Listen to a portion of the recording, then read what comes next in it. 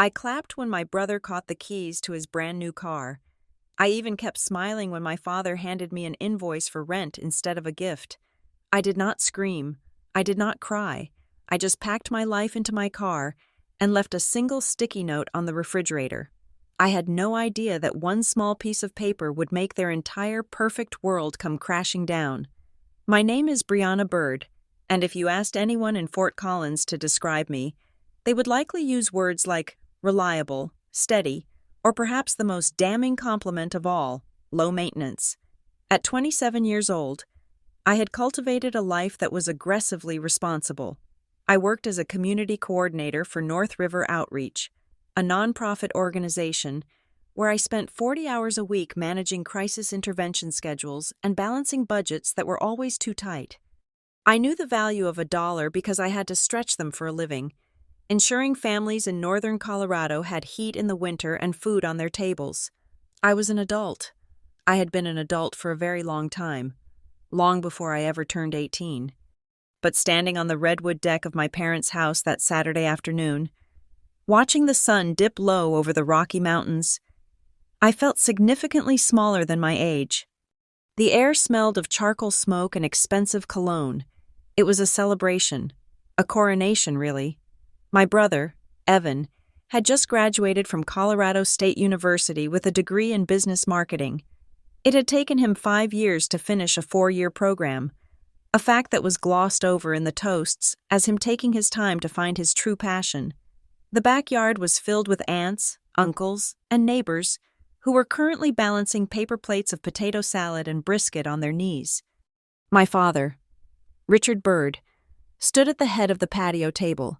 He tapped a spoon against his glass of iced tea, the sharp clink cutting through the ambient chatter. The noise died down instantly. In the Bird household, when Richard demanded attention, he received it. My father was a man who preached the gospel of fairness. He loved to talk about bootstrapping, about the dignity of labor, and the importance of earning your keep. He ran his household like a small, austere corporation. We were raised on the concept of meritocracy. If you worked hard, you were rewarded. If you slacked off, you faced the consequences, or at least, that was the brochure version of our family dynamic. The reality was far more nuanced, and the ledger was rarely balanced. I stood near the sliding glass door, holding a lukewarm soda, watching Evan.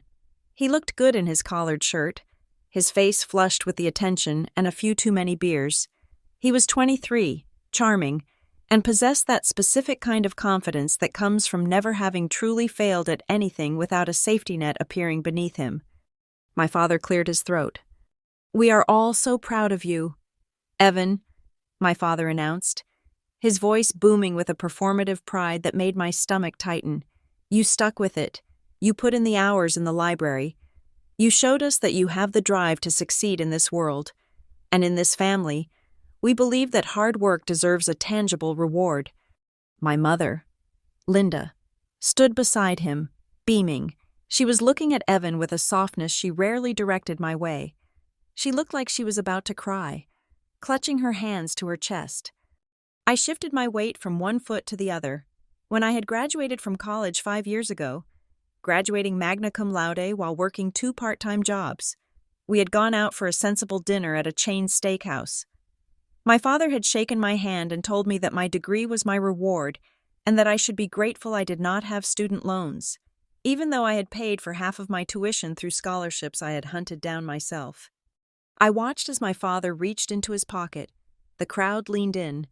The theatricality of it was suffocating.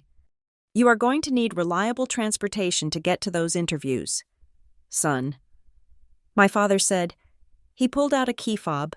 It was heavy, modern, and unmistakably expensive.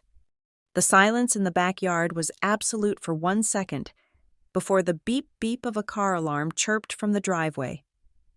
Everyone turned.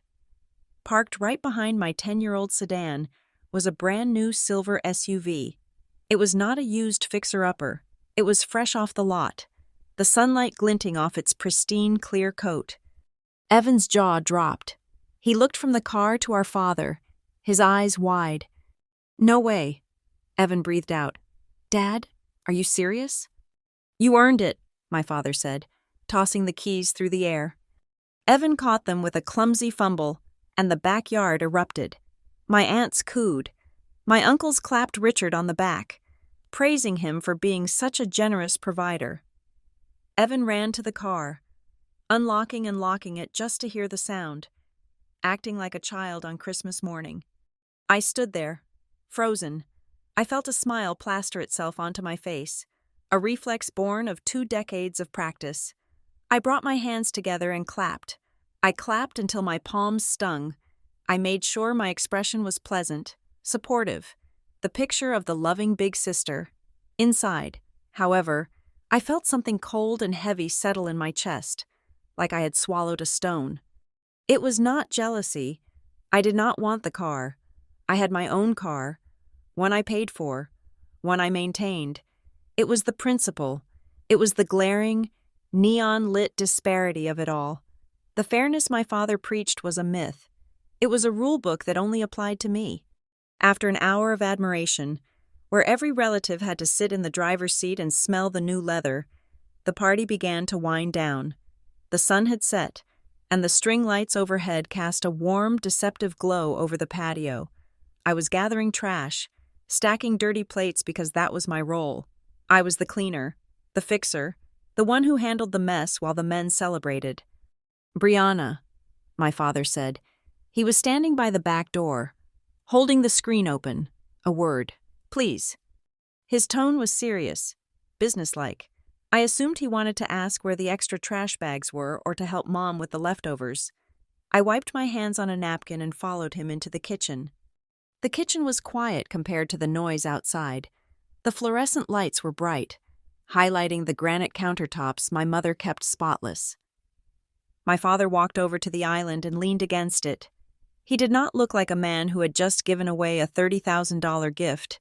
He looked stern. He looked like he was about to conduct a performance review. He slid a piece of paper across the granite toward me. It was a single sheet, folded once. "What is this?" I asked, my voice calm. "Open it," he said. I unfolded the paper. It was not a card. It was not a thank you note for helping set up the party. It was a typed document, formatted like an invoice. At the top, in bold letters, it read, "Monthly expenses." I scanned the lines. Rent, $800. Utilities contribution, $150. Internet share, $50. Total due, $1,000. Due date, the 1st of every month, commencing immediately. I stared at the numbers. They danced slightly in my vision. I looked up at my father, waiting for the punchline. I was 27. Yes, but I had moved back home 6 months ago at their request to help care for my grandmother before she passed. And I had stayed because they said they liked having me around.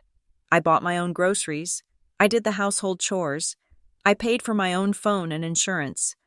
"I do not understand," I said. My father crossed his arms. He looked at me with that same look he gave his employees when he was cutting their hours. "You are 27. Brianna," he said, his voice level and devoid of warmth. "You have a full-time job. You are living under my roof. It is time you started contributing to this household like an adult. We have been very generous letting you stay here rent-free while you got back on your feet after Grandma passed. But we cannot enable dependency. It is not fair to you, and it is not fair to us." I felt the blood drain from my face. Dependency? I worked 40 hours a week. I cooked dinner 3 nights a week. I was the one who drove Grandma to every single doctor's appointment so he did not have to leave work. "You just gave Evan a car," I said. The words came out before I could check them. My father's expression hardened.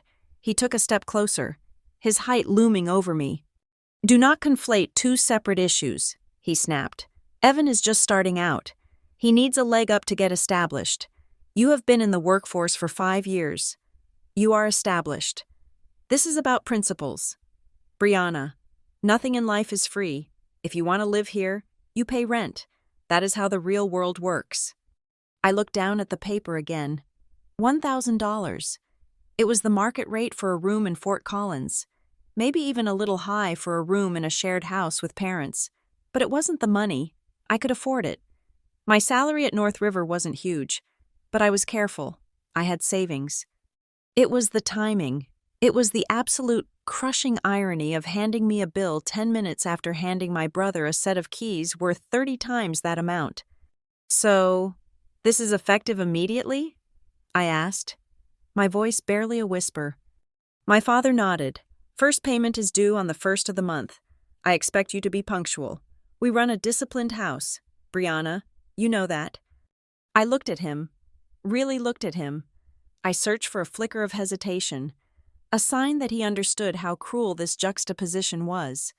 I looked for the father who used to push me on the swings or help me with my calculus homework, but all I saw was a landlord. I saw a man who had categorized his children into 2 columns, the investment and the tenant. Evan was the investment. I was the tenant. I folded the paper carefully, matching the crease exactly. I did not crumple it. I did not throw it in his face. I did not scream that I had saved them thousands of dollars in home health aid costs over the last 6 months. "Understood," I said. "Good," he said, relaxing slightly, as if the transaction was successfully concluded. "I knew you would be reasonable. It is time to step up. Brianna, you will thank me for this later. It builds character." He turned and walked back toward the sliding glass door, eager to return to the adoring crowd and the son who was currently revving the engine of his free car. I stood alone in the kitchen. The hum of the refrigerator was the only sound. I looked at the invoice in my hand. $1,000. My mother walked in a moment later, carrying a tray of empty salsa bowls.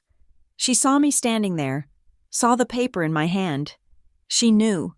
Of course she knew. They discussed everything. She paused, her eyes darting to the paper and then to my face. She did not say a word. She did not say, "I'm sorry." She did not say, "Maybe we should wait a month." She just walked past me to the sink and started rinsing the bowls, turning her back to me. That was the moment it broke. Not my heart. That had been cracking for years.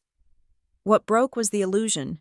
The illusion that if I just was good enough, quiet enough, helpful enough, I would eventually be seen as equal. I realized then that in the Bird family, fairness was a currency, and I was bankrupt. I was never going to be the one who got the car. I was always going to be the one who got the bill. I placed the paper on the counter. I didn't need to read it again. I had the numbers memorized. I walked out of the kitchen, past my mother's silent back, and went up the stairs to my room. Downstairs, I could hear Evan laughing. It was a bright, carefree sound, the sound of someone who has never seen an invoice in his life. I sat on the edge of my bed and looked around the room. It was the same room I had grown up in, but suddenly, it didn't look like my bedroom anymore. It looked like a rental unit, and I realized my lease was up. The morning sun hit the white trim of my window with a cheerfulness that felt offensive. I woke up with the dull headache that comes from sleeping with your jaw clenched tight all night. For a split second, looking at the familiar popcorn ceiling of my childhood bedroom, I thought perhaps I had imagined the scene in the kitchen. Maybe the alcohol from the toasts had made me hallucinate a villainous version of my father. But then I turned my head. On the nightstand, right next to my phone and a glass of stale water, sat the paper, the invoice. It was crisp, white, and undeniably real. The bold font demanding $1,000 a month stared back at me. It was not a nightmare. It was my new reality. I got out of bed and dressed in silence. I chose jeans and a plain t-shirt, the kind of clothes you wear when you have work to do. I could hear movement downstairs, the heavy tread of my father's footsteps, the clatter of pans. The smell of bacon and coffee drifted up the ventilation shaft, a scent that usually signaled a lazy, comfortable Sunday. Today, it smelled like a trap. I walked downstairs. I needed to gauge the temperature of the room. I needed to know if they had woken up with any remorse, any hangover of guilt from treating their daughter like a tenant while crowning their son a prince. The kitchen was bright. My father was sitting at the island, reading the sports section on his tablet. My mother was at the stove, flipping pancakes. Evan was not there. He was likely sleeping off the celebration or out looking at his car in the driveway. "Good morning, Brianna," my mother said. She didn't turn around, but her voice was light, airy. It was the voice she used when she was pretending everything was perfect. I stood in the doorway. "Good morning." My father looked up from his screen. He gave me a brief nod, the kind a manager gives a subordinate in the break room. There was no tension in his face, no hesitation. He looked completely at ease. He really believed that what he had done the night before was standard parenting procedure. In his mind, the ledger was balanced. He had given Evan a boost, and he had given me a lesson. "There is coffee in the pot," my father said, tapping his screen. "We are heading out to the club for brunch around 10. You are welcome to join, but you will need to drive yourself. Evan is taking the new wheels for a spin." He chuckled at that, a dry sound. My mother turned then, sliding a stack of pancakes onto a serving platter. "Are you hungry, honey?" "I made blueberry, your favorite." I looked at the pancakes. I looked at her smile. It was a fragile thing. That smile. It begged me to play along. It begged me to sit down, eat the blueberry pancakes, and accept the invoice as just another quirk of the Bird household. She wanted me to swallow the injustice along with the syrup, so she wouldn't have to confront her husband or her own complicity. If I sat down, if I argued, if I screamed, nothing would change. I knew this with a sudden, crystal clarity. If I asked why, my father would talk about responsibility and economics. If I cried, my mother would talk about family unity and making sacrifices. They had a script prepared for my reaction. They were ready for a fight. They were ready for a negotiation. They were not ready for silence. "I am not hungry," I said. My voice was steady. "I have some work to catch up on." My mother's smile faltered for a fraction of a second, but she recovered quickly. "Oh, all right. Well, we won't be gone too long. Maybe we can do a family dinner tonight, since everyone is home." "Sure," I said. I watched the meat. I watched my father pour syrup over his pancakes, completely unbothered by the fact that he had effectively told his daughter she was a financial burden less than 12 hours ago. I watched them finish their coffee, check their watches, and get ready to leave. Evan came down just as they were heading out the door, twirling his new key fob around his finger. He looked hungover but smug. "Nice ride, Ev," I said. He grinned. "Thanks, Bree. It drives like a dream." "Hey, Dad, I'm going to meet the guys later. Show it off." "Just be careful," my father said, clapping him on the shoulder. "That is an expensive machine. Treat it with respect." Like I said, we will be back around 2. My mother called out to me. The door clicked shut. I heard the lock engage. I heard the garage door rumble open. I walked to the window and watched them leave. My parents in my father's sedan, Evan in his gleaming silver SUV. They drove away into the sunny morning, leaving me in the house that they had just decided to charge me for. The moment the taillights disappeared around the corner, I moved. I did not sit down to cry. I did not pace the floor. I went straight to the garage and retrieved my suitcases from the storage shelf. They were dusty, but sturdy. I dragged them up the stairs, the wheels thumping a rhythm against the carpet. Thump, thump, thump. I went into my room and opened the closet. I looked at the clothes. I looked at the life I had accumulated here over the last 6 months. I had a choice to make about how I packed. If I took everything, if I stripped the room bare, it would look like a robbery. It would look emotional. Instead, I packed with the precision of a surgeon. I took the clothes I had bought with my own money, the blazers for work, the jeans, the shoes. I went to the bathroom and took my toiletries, my prescription medications, the expensive moisturizer I had treated myself to last month. I went to the desk. This was the most important part. I opened the bottom drawer and took out the fireproof accordion folder, my birth certificate, my passport, my social security card, the title to my 10-year-old car, my insurance policies, the hard drive with my college portfolio. I left the bed. I left the dresser. I left the curtains my mother had picked out. I left the framed photo of the 4 of us on a ski trip from 5 years ago that sat on the bookshelf. I looked at that photo. We all looked happy, but looking closely, I could see I was the one holding all the ski poles while everyone else posed. I packed 2 suitcases and a duffel bag. It took me 45 minutes. I carried them downstairs one by one. I did not drag them this time. I carried them so I would not leave marks on the walls. I did not want them to have any reason to keep my security deposit. Not that I had paid one, but the principle remained. I loaded my car. My sedan was older. The paint was fading on the hood, and the air conditioning only worked when the car was moving faster than 40 miles per hour. But it was mine. I had paid for every bolt and belt in that engine. When the car was packed, I walked back into the house one last time. It was quiet. It smelled of the bacon they had eaten without me. It felt like a museum of a life I no longer recognized. I walked to the kitchen. I stood in front of the stainless steel refrigerator. It was covered in magnets, souvenirs from trips they had taken, a calendar marked with Evan's graduation events, a grocery list. I found a notepad in the junk drawer. I took a pen. I thought about writing a manifesto. I thought about writing out the math. How much money I had saved them by being their live-in nurse for Grandma. How much rent cost in the real world versus what they were charging. How much that SUV cost. I wanted to scream at them in ink. But ink fades, and screaming implies you care about their reaction. I wrote 2 sentences. I am moving out. Do not look for me until I contact you. I tore the page off the pad. I did not sign it. They knew who it was from. I walked to the fridge. I found a magnet. It was a small ceramic souvenir from a trip to Florida that my parents and Evan had taken while I was working summer school during college. It said Sunshine State in bright orange letters. I used that magnet to pin my note right at eye level. I stepped back.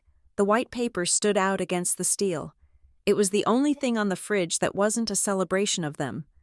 I checked my pockets, keys, phone, wallet. I took the house key off my ring. It was a brass key with a blue plastic cover. I placed it on the counter, directly below the note. I turned around and walked to the door. I did not look back at the living room where we used to watch movies. I did not look back at the dining table where the invoice had been presented.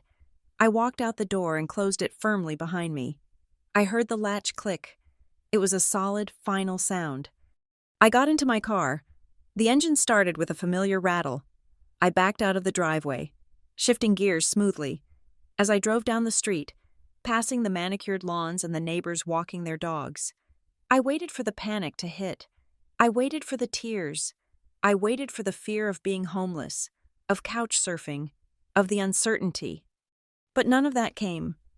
Instead, as I turned onto the main road and watched the house disappear in my rearview mirror, I felt my shoulders drop 2 inches. My lungs expanded fully for the first time in 24 hours. I was technically homeless. I had no plan beyond the next few hours. I had just severed ties with the only family I had. And yet, I had never felt lighter. I turned the radio on. I drove toward the highway. I did not know where I would sleep that night, but I knew I wouldn't be paying $1,000 for the privilege of being treated like a second-class citizen. The silence I left behind in that house was not empty. It was a bomb, and I was already miles away, driving toward the blast radius, safe in my own paid-for car. Loveland was only a 30-minute drive south of Fort Collins, but as I pulled into Claire's gravel driveway, it felt like I had crossed a national border. Claire had been my best friend since sophomore year of high school. She was the only person who knew the version of the Bird family that existed behind closed doors, mostly because she had spent enough sleepovers at my house to witness the subtle, corroding favoritism firsthand. I had texted her from the road. It happened. I left. Can I crash? Her reply had been instantaneous. Key is under the toad statue. Wine is in the fridge. I will be home at 5. I let myself into her small, chaotic bungalow. It smelled of vanilla candles and wet dog. There were piles of mail on the counter and a basket of laundry in the hallway. In my parents' house, this level of disorder would have warranted a family meeting and a lecture on personal responsibility. Here, it just felt like life. I sat on her overstuffed sofa and placed my phone on the coffee table. It was 2 p.m. At 2:15, the screen lit up. Mom. I watched it ring. I did not touch it. It rang until it went to voicemail. 2 minutes later, Dad. Then Mom again. Then a text from my father. Where are you? We are home. Your car is gone. Then a text from my mother. Brianna, this is very immature. We need to discuss the logistics for the week. Please call back immediately. I stared at the messages. I looked for the words, sorry, or invoice, or we made a mistake. They were not there. They were not calling because they were worried about my safety. They were calling because the mechanism of their lives had just broken down. They were calling because they had walked into a house that was usually cleaned, prepped, and managed by a ghost, and they had found it empty. I silenced the phone and turned it face down. I expected to feel guilt. Guilt had been my baseline emotion for 20 years. I felt guilty when I got a B on a test. Guilty when I didn't want to babysit Evan. Guilty when I took a sick day. But as I sat in the quiet of Claire's living room, watching dust motes dance in the afternoon light, the guilt did not come. Instead, I felt a strange, hollow sensation in my chest. It was the absence of pressure. It was the feeling of a diver finally breaking the surface of the water after holding their breath until their lungs burned. Around 4 o'clock, the phone vibrated again. This time it was Evan. I picked it up. My brother rarely texted me unless he needed money for a streaming subscription or advice on a girl. Seriously? The text read, Mom is crying. You really bailed because I got the Highlander? I knew you were jealous. But this is petty. Bree. I read the message twice. I almost laughed. But it would have been a bitter sound. Evan truly did not get it. In his mind, the narrative was simple. He was the golden boy who deserved the rewards, and I was the supporting character who was supposed to applaud. To him. My departure was a tantrum over a toy. He had no idea about the invoice. He had no idea that while he was driving his new SUV to show off to his friends, I was being handed a bill for existing in my own childhood home. I started to type a reply. I wanted to tell him about the rent. I wanted to send him a photo of the invoice. I wanted to shatter his worldview right then and there. But I stopped. My thumb hovered over the delete key. If I told him now, he would just go to our parents. My father would spin it. He would say it was a standard life lesson, that I was blowing it out of proportion.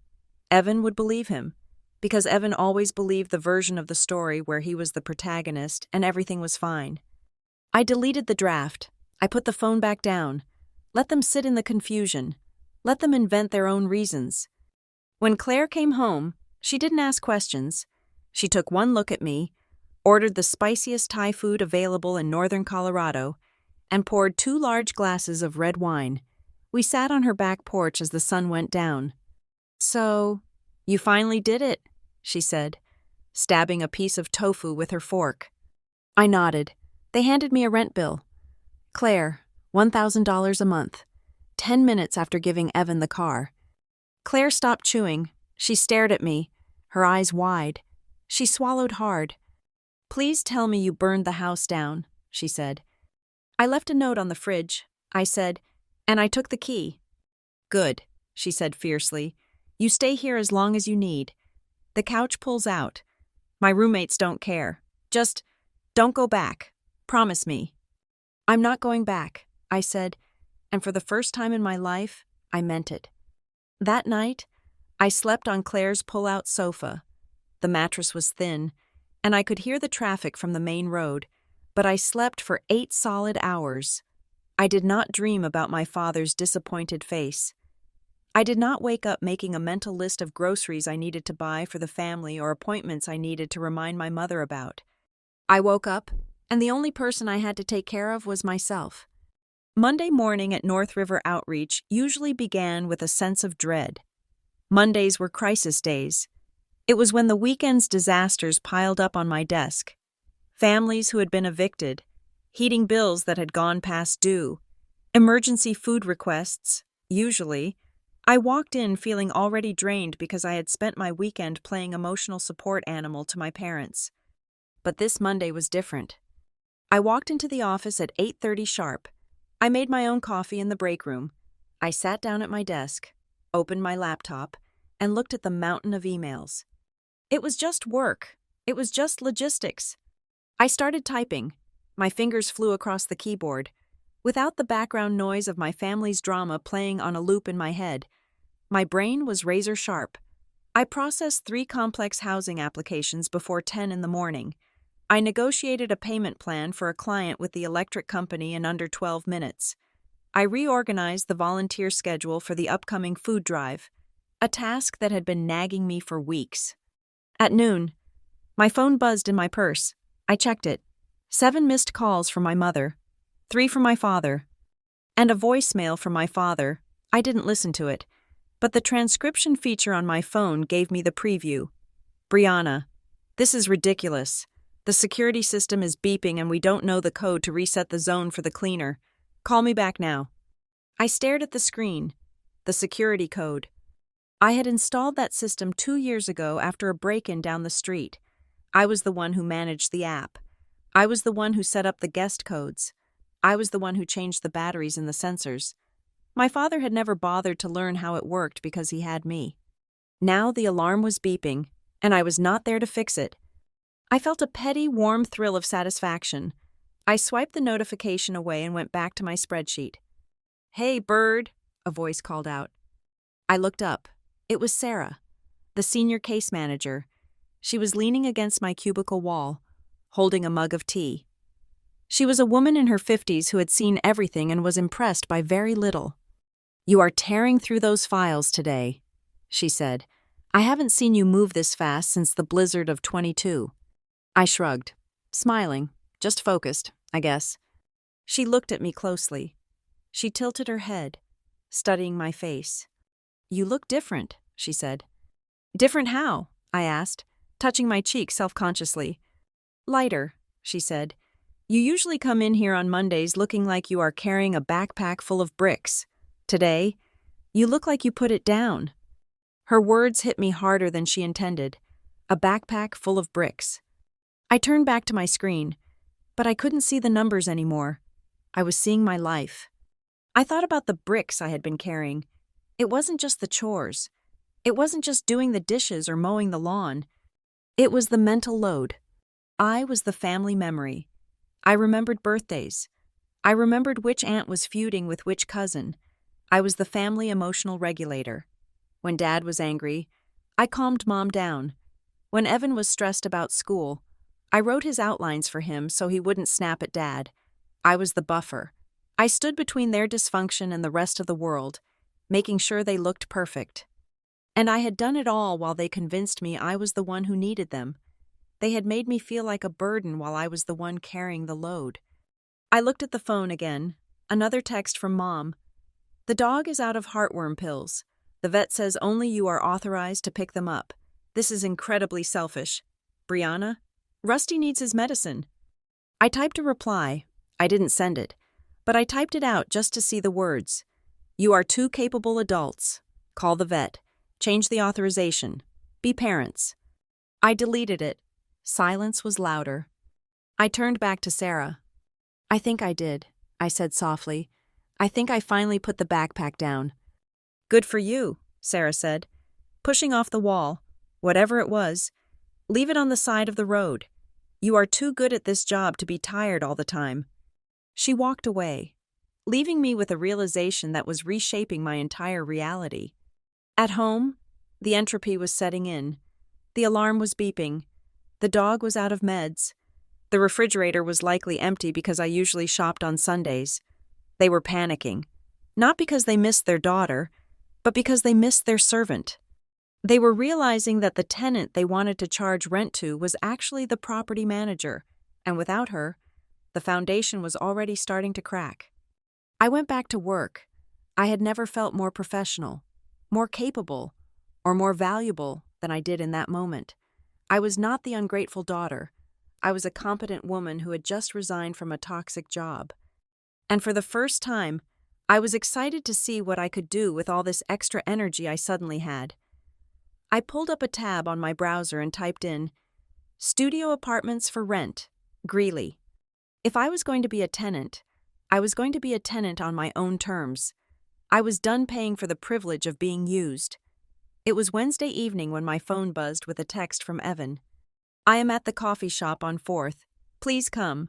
If I have to listen to Mom cry about the dishwasher one more time, I am going to drive this car into a lake.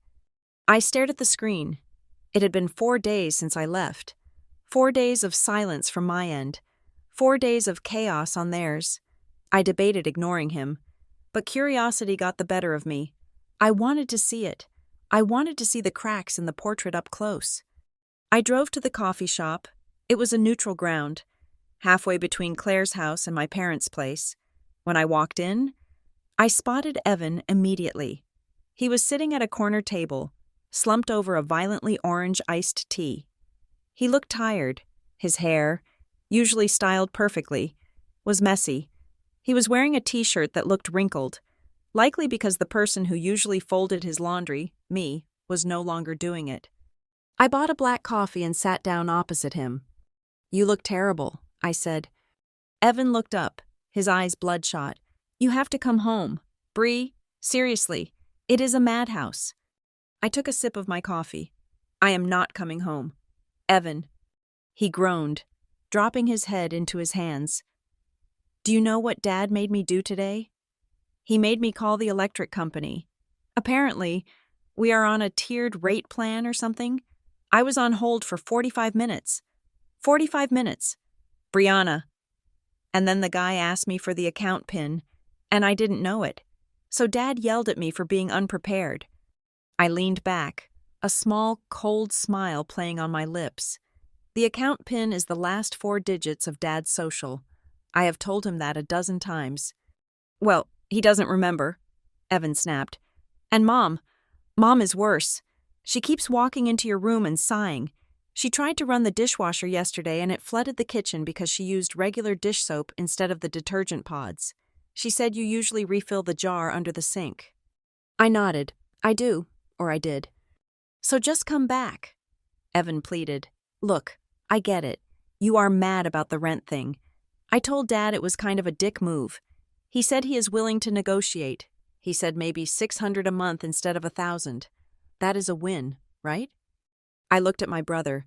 He really believed that this was a negotiation. He thought I was holding out for a better deal, like we were haggling over a used car. He didn't understand that I had left the dealership entirely. "It is not about the money, Evan," I said calmly, "and I am not negotiating.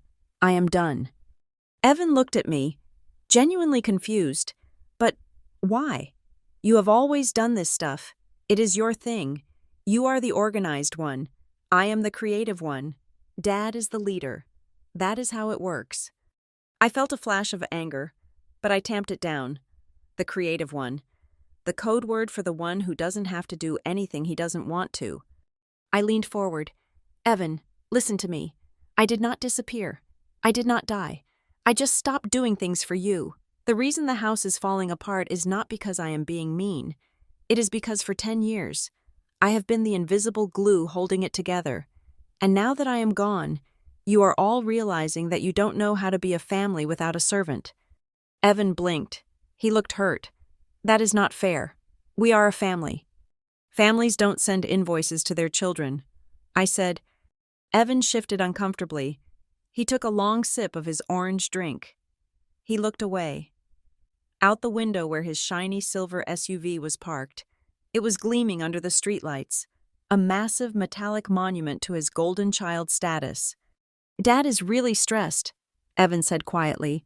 "It is not just the chores. He is frantic about the books." "The books?" I asked.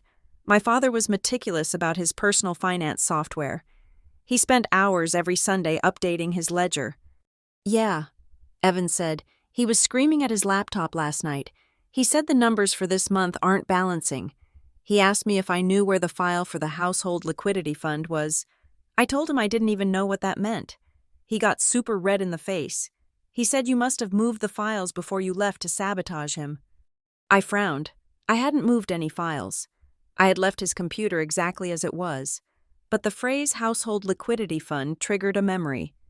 That wasn't a standard account. That was a term Dad used for the slush fund. Money moved around to cover big expenses. But usually, that money came from specific sources. "Did he say why they weren't balancing?" I asked. keeping my voice casual. Evan shrugged. Something about the cash flow. He kept muttering that the transfer didn't clear or something. Then he looked at me and said, "You better take care of that car, son. That vehicle represents the entire family savings." I froze. The coffee cup stopped halfway to my mouth. "Say that again," I said. "What? That I should take care of the car?" "No. The part about the savings." Evan looked confused.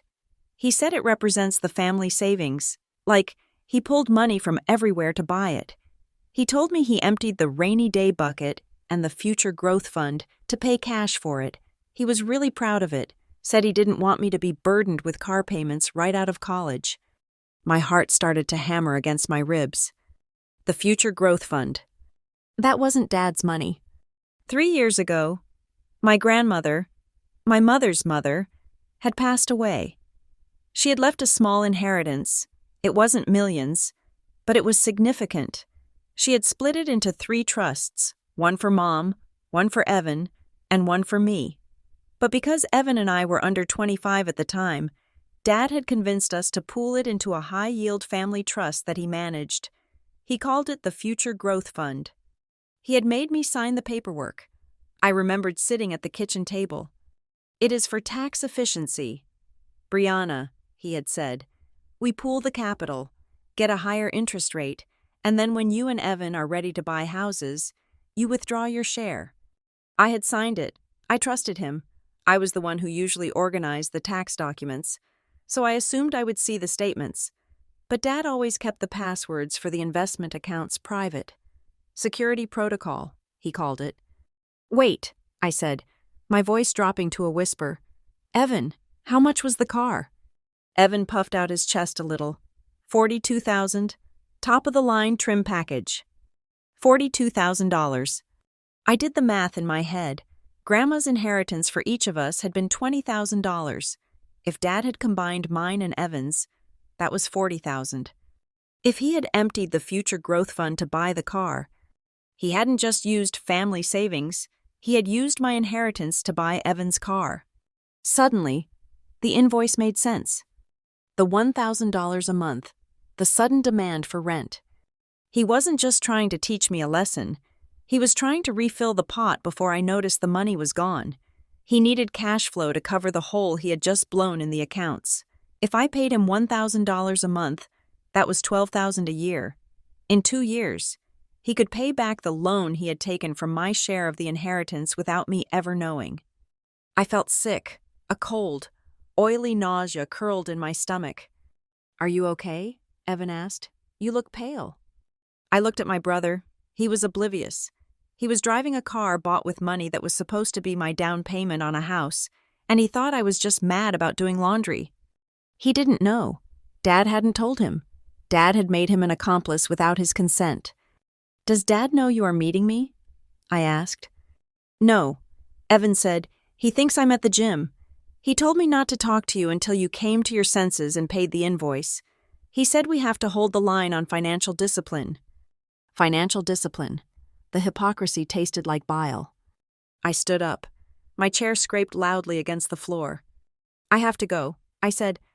"Wait, what?" Evan stood up too. "We haven't fixed anything. Are you coming home?" "Who is going to help me with the FAFSA forms for grad school?" "Dad said I have to apply." I looked at him. I looked at the helplessness in his eyes. It wasn't his fault he was useless. He had been designed that way. But I couldn't save him. Not right now. I had to save myself. "Figure it out." "Evan," I said, "Google it." I walked out of the coffee shop. The cool evening air hit my face, but it didn't cool down the rage that was building inside me. I walked to my car. My old, paid-for, rattling sedan. I sat in the driver's seat and gripped the steering wheel until my knuckles turned white. They hadn't just used me for labor. They hadn't just used me for emotional support. They had stolen from me. I closed my eyes and tried to remember the paperwork from 3 years ago. I remembered the name of the bank on the letterhead. Colorado First National. I didn't have the passwords, but I had my social security number. I had my birth certificate. And if my name was on that trust, I had a legal right to see where the money went. I pulled out my phone. I didn't text my dad. I didn't text my mom. I opened my calendar app and set an appointment for tomorrow morning at 9 o'clock. Appointment, Colorado, First National Bank. Subject, audit. I started the engine. The sound was rough, unlike the purr of Evan's $42,000 SUV, but as I pulled out of the parking lot, I realized something. Evan had a car that he didn't pay for, owned by a father who controlled him. I had a car that was falling apart, but it was steering me toward a truth that was going to burn their little kingdom to the ground. I drove back to Claire's house. I didn't listen to music. I listened to the sound of the tires on the pavement, planning my next move. I wasn't just the daughter anymore. I was the auditor, and the books were about to be opened. I was sitting at Claire's kitchen island, working remotely on a grant proposal for North River Outreach, when I heard the car pull up. It wasn't the tentative crunch of tires on gravel that a delivery driver makes. It was aggressive. The engine cut off abruptly, followed by the heavy slam of a door that shook the front window frame. I didn't need to look out the window to know who it was. The cadence of the footsteps stomping up the wooden porch stairs was a rhythm I had memorized in childhood. It was the sound of Richard Byrd coming to manage a problem. I closed my laptop. I took a sip of my cold coffee. I waited. The doorbell didn't ring. Instead, a heavy fist pounded on the wood 3 times. Bang, bang, bang. I walked to the door. My heart was doing a strange flutter in my chest. Not fear, exactly, but the adrenaline of a soldier hearing the enemy breach the perimeter. I unlocked the deadbolt and pulled the door open. My father stood there. He was wearing his work suit, but the tie was loosened, and his shirt looked slightly wrinkled, as if he had been pulling at the collar. He looked tired. He looked angry. And, for the first time I could remember, he looked slightly unkempt. He didn't say hello. He didn't ask if I had a minute. He simply stepped over the threshold, forcing me to back up to avoid a collision. "Do you have any idea what you are doing?" he asked. His voice wasn't loud, but it was tight, vibrating with suppressed fury. I left the door open behind him. I wanted him to know he wasn't staying. "I am working, Dad," I said calmly. "What do you want?" He turned on his heel, surveying Claire's living room with a sneer of distaste.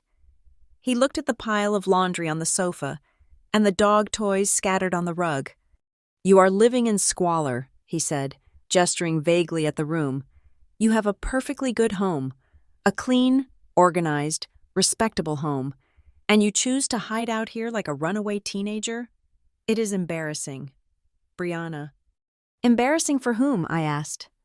"For the family," he snapped. "People are talking. The neighbors noticed your car is gone. Aunt Carol called yesterday asking why you weren't at the post-graduation brunch. Do you know what I had to tell her?" I had to lie. I had to tell her you were sent on an emergency work trip. I have never had to lie to cover for my children before. I leaned against the wall, crossing my arms. I felt a strange sense of detachment. He was talking about reputation. He was talking about Aunt Carol. He wasn't talking about me.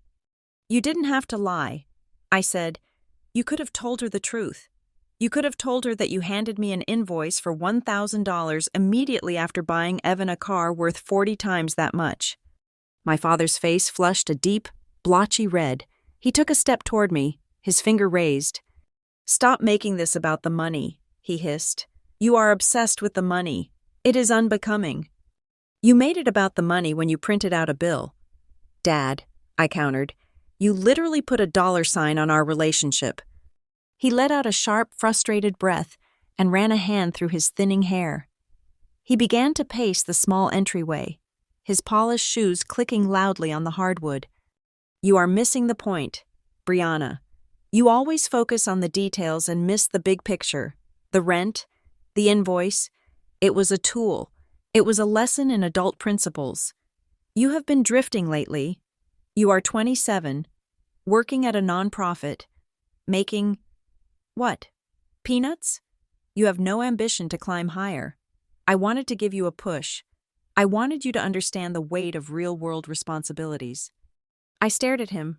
I felt my jaw drop slightly. "Drifting?" I repeated. "Dad, I have been promoted twice in 3 years. I manage a budget of $200,000 for the county outreach program. I have a 401k. I have perfect credit. I paid for my own car. I paid for my own college textbooks. How is that drifting? It is comfortable, he argued. You are too comfortable. You stay in your lane. You don't take risks. And Evan? I asked. The name hung in the air between us like smoke. My father stopped pacing. He looked at me, his eyes narrowing. What about him? Is he comfortable? I asked. He lived at home for 5 years during college. He failed 2 classes and had to retake them on your dime. He has never held a job for longer than 3 months. And his reward for that risk-taking was a brand new SUV. Where is his lesson in adult principles? Where is his invoice? My father sighed, a long, condescending sound that rattled in his chest. He looked at me with a mixture of pity and annoyance, as if he were explaining quantum physics to a toddler. Evan is different, he said. How? I demanded. How is he different? Is it because he is a man? Don't start with that feminist nonsense. My father spat. It has nothing to do with gender. It has to do with needs. He walked over to the window and looked out at my battered sedan parked in the driveway. He kept his back to me as he spoke. Evan is sensitive. He struggles with confidence. You know that. He needs to feel like he has a win.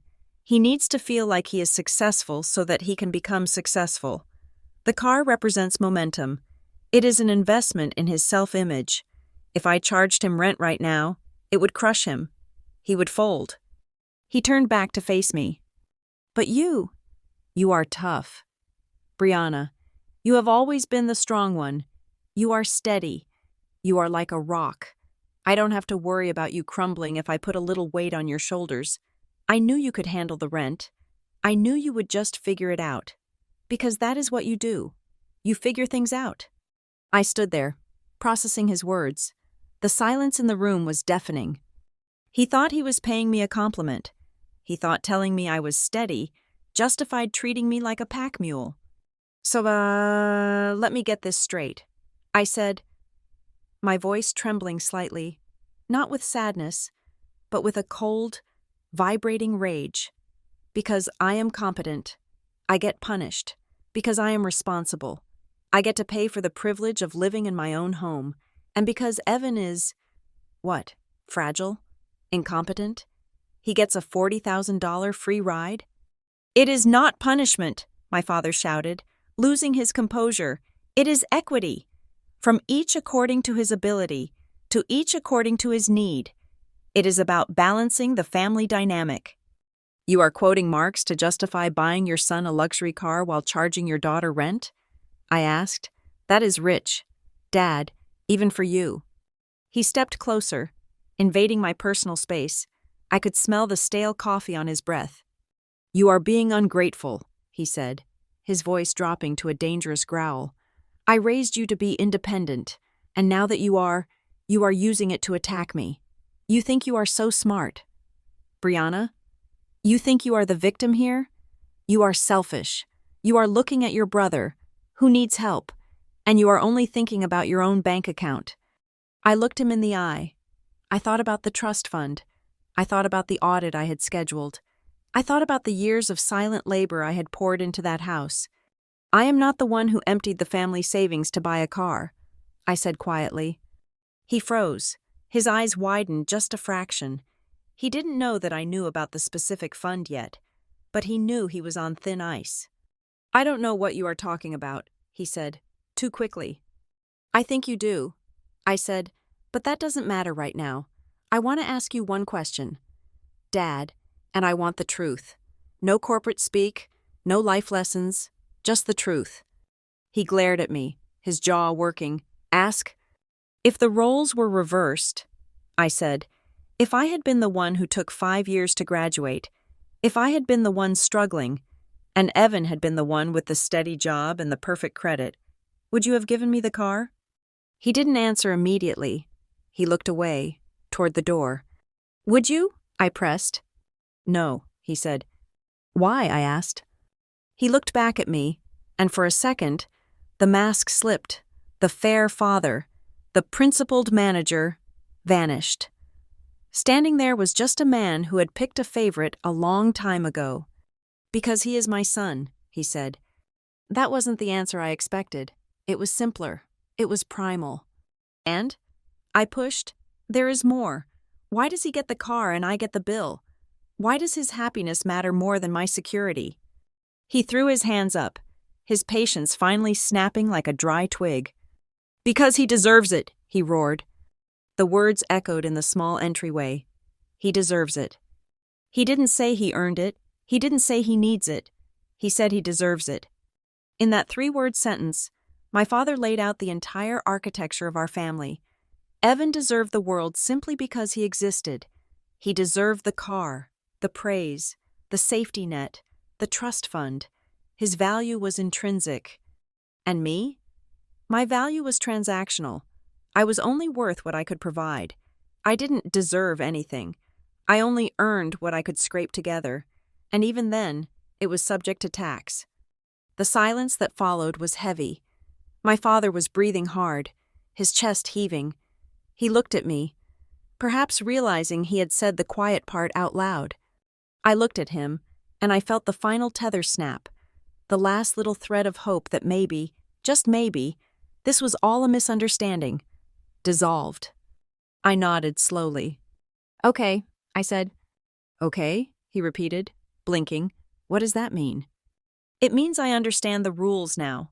I said, "You think Evan deserves everything, and you think I deserve to pay for it. You are right, Dad. It is a lesson in adult principles." I walked to the door and opened it wide. The afternoon sun spilled in, blindingly bright compared to the heavy atmosphere inside. "Get out," I said. He looked shocked. "You cannot talk to me like that. I am your father." "Not right now," I said. "Right now. You are just a man who owes me an apology he is incapable of giving, and you are trespassing. Get out of my house." "It is not your house," he sputtered. "It is Claire's house." "It is the house where I live," I said, "and unlike you, the people here respect me." He stared at me for a long moment. He looked like he wanted to argue, to scream, to ground me. But he saw something in my eyes, maybe the same steel he claimed to admire, and he realized he had no power here. He had no leverage. He held no invoice I was willing to pay. He adjusted his jacket, pulling his dignity around him like a shield. "You will regret this, Brianna," he said coldly. "When you come crawling back when you realize how expensive the real world is, don't expect the door to be open." I smiled. It was a genuine smile, sharp and dangerous. "Don't worry, Dad. I won't be crawling. I'm the only one in this family who actually knows how to walk." He scoffed, turned, and marched out the door. He stomped down the stairs and got into his car. He slammed the door so hard the vehicle rocked. I watched him drive away. I watched him speed down the quiet residential street, likely rehearsing the story he would tell Mom, how I was irrational, hysterical, ungrateful. I closed the door. I locked the deadbolt. I leaned my forehead against the cool wood of the door. He deserves it. The words burned, but they also clarified everything. He thought Evan deserved the money. I wondered if he would still think that when he found out I knew exactly where that money came from. I walked back to the kitchen island. I opened my laptop. The grant proposal was still there, cursor blinking. But I opened a new tab instead. I pulled up the contact information for the county clerk's office. I needed to pull the deed to the house, and then I needed to prepare for my meeting at the bank. My father was right about one thing. I was steady. I was a rock.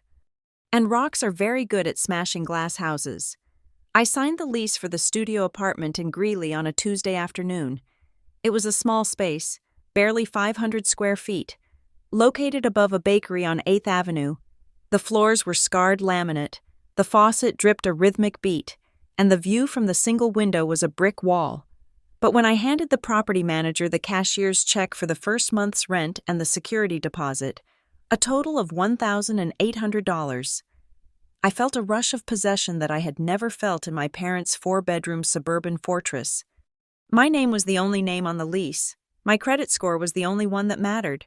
There were no guarantors, no cosigners, and absolutely no family discounts. I spent the first night sleeping on an air mattress I bought at a discount store.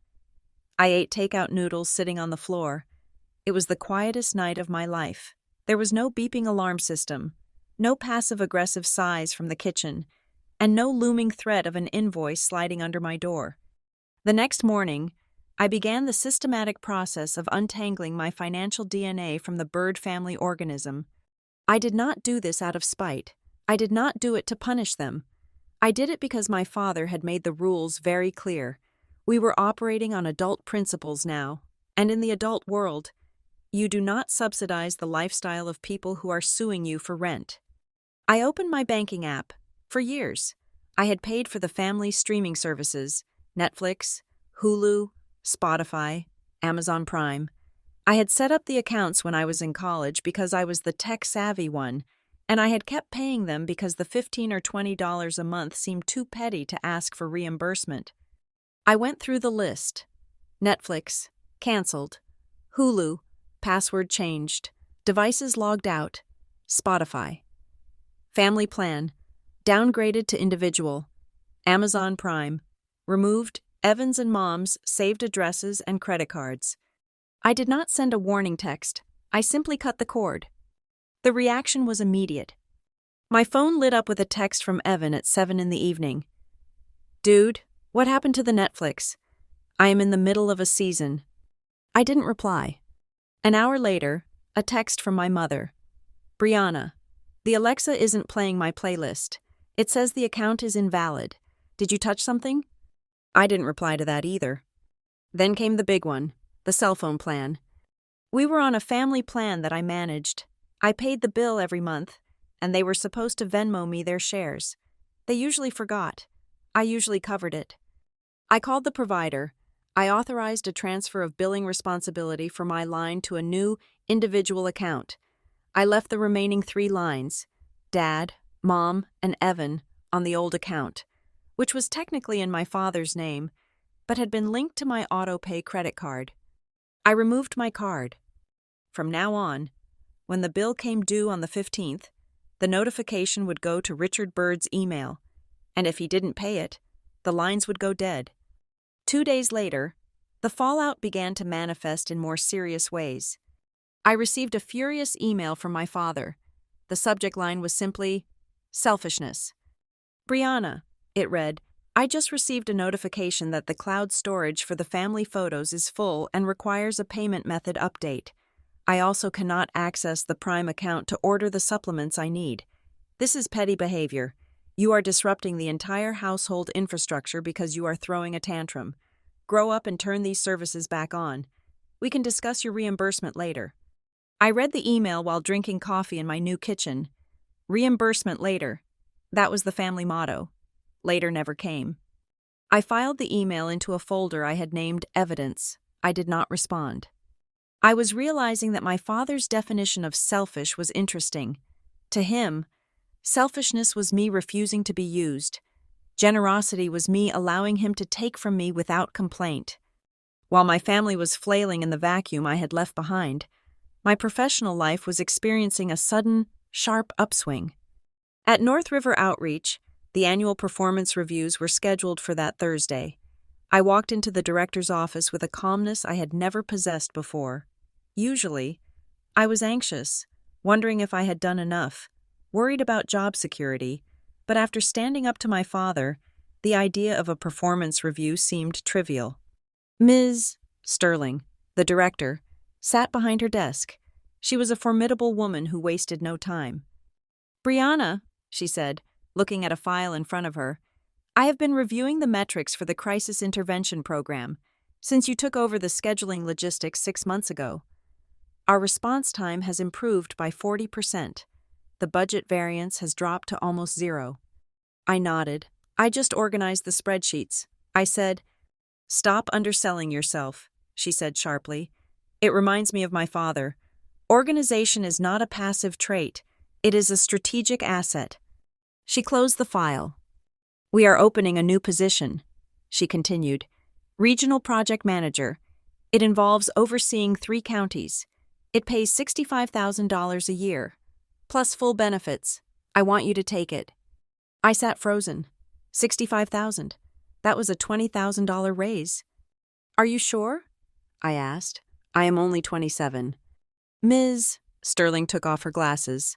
"Brianna, you are the most competent person in this building.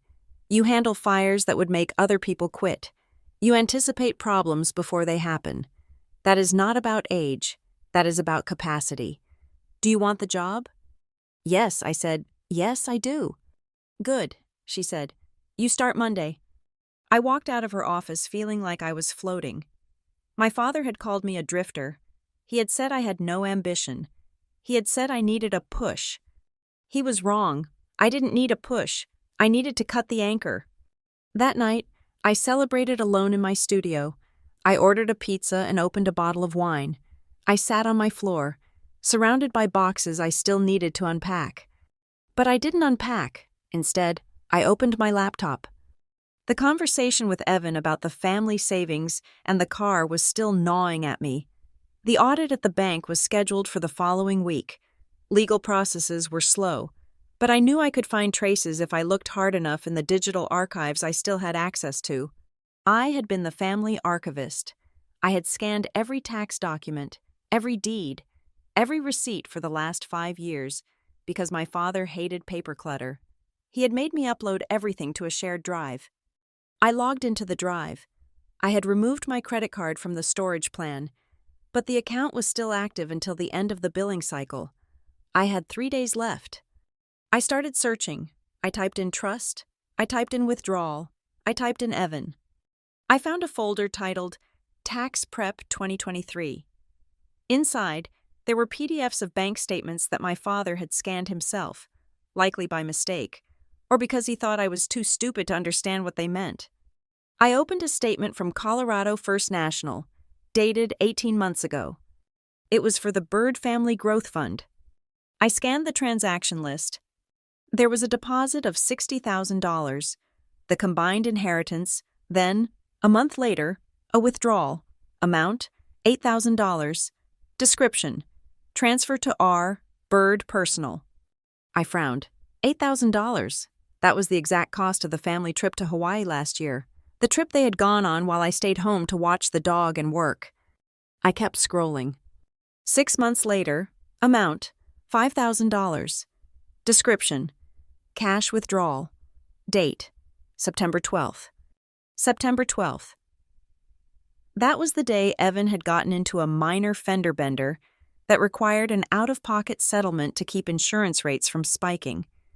Dad had said he handled it. He had handled it with my money.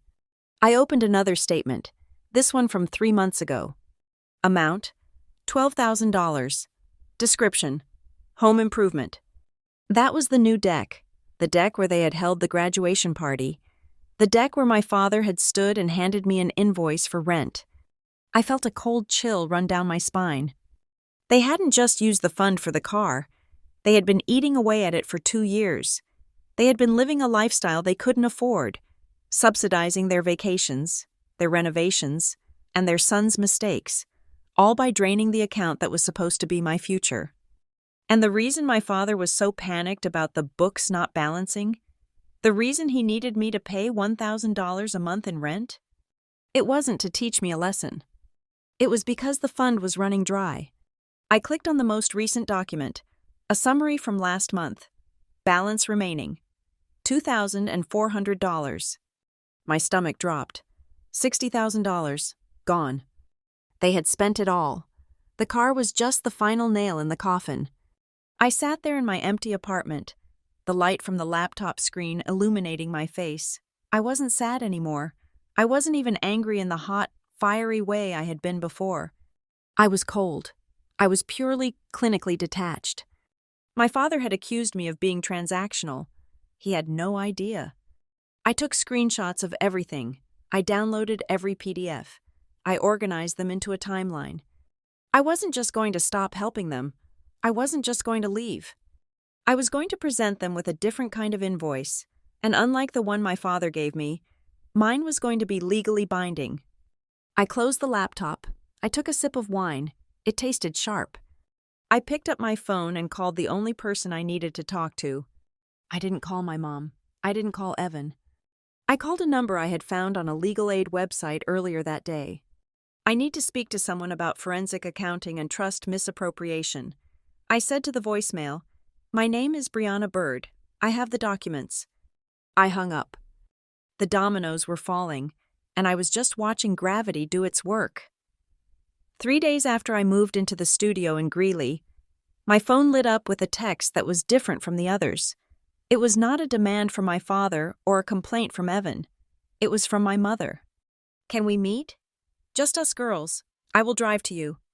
I stared at the screen. The phrase "just us girls" was a weaponized piece of nostalgia. It was what she used to say when we would go back to school shopping, before she would inevitably ask me to put the cheaper sneakers in the cart so Evan could get the brand name ones. It implied a conspiracy of intimacy, a secret bond that supposedly existed separate from the men in the house. I agreed to meet her at a small park near my new apartment. I did not invite her up to the studio. That space was mine. It was the only place in the world where no one expected me to fix anything, and I was not ready to let her energy contaminate it. I arrived first. I sat on a wooden bench overlooking a duck pond, holding a cup of coffee I had made myself.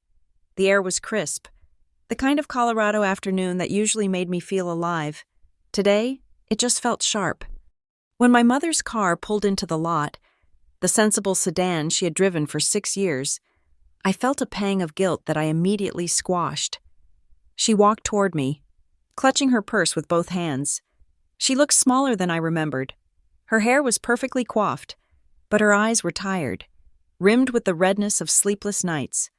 She sat down next to me, leaving a careful foot of space between us. "You look tired, Brianna," she said softly. "I am actually sleeping better than I have in years," I replied. She flinched slightly at the honesty. She reached into her large tote bag and pulled out a plastic container. "I made the oatmeal cookies you like," she said, offering them to me, with the extra cinnamon. I looked at the cookies. For a second, I wanted to take one. I wanted to regress, to be the daughter who could be soothed with sugar and a hug. But then I remembered the invoice. I remembered the empty trust fund. "No, thank you," I said. She set the container on the bench between us, a rejected peace offering. "Your father is very upset," she began. It was the opening line I knew was coming. In Linda Bird's world, Richard's emotions were the weather, and we were just the people who had to carry umbrellas. "I am sure he is," I said. "He is losing control. That usually upsets him." "It is not about control." "Brianna," she said, her voice pleading. "He loves you. He just has a very rigid way of showing it. He thinks he is teaching you to be strong. He doesn't understand why you are reacting so aggressively." "Aggressively?" I repeated. I moved out. I paid my own way. I declined to pay an arbitrary tax on my existence. That is not aggression. Mom, that is boundaries. She sighed, looking out at the water. "The house feels empty without you. The alarm system is beeping. The dog is pacing. Evan is drowning. Brianna. He doesn't know how to file his own taxes. He doesn't know how to schedule his dental appointments." "That sounds like a failure of parenting, not a failure of sisterhood," I said. She turned to me, her eyes wet. "Why do you have to be so hard? We are a family. Families help each other. You have always been the helpful one. Why change now? Can't we just go back to how it was? You come home, we tear up that silly invoice, and we move on. Dad is willing to forget this whole episode if you just apologize for the way you spoke to him." I laughed. It was a dry, hollow sound. "He wants me to apologize?" I asked. "He just wants respect," she said. I turned on the bench to face her fully. "Let's talk about respect. Mom, let's talk about the last 5 years." I started counting on my fingers. I paid the internet bill for 4 years. That is roughly $4,000. I paid for the family cell phone plan. That is another $6,000. I paid the deductible when Evan broke his arm skiing because Dad didn't want to report it. $2,000. I bought the groceries 3 times a month. I paid for your anniversary dinner last year because Dad forgot his wallet. I looked at her. She was staring at her hands, twisting her wedding ring. I have put at least $20,000 into that household since I graduated.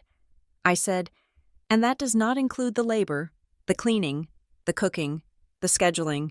And yet, when Evan graduates, he gets a $42,000 car, and I get a bill for rent.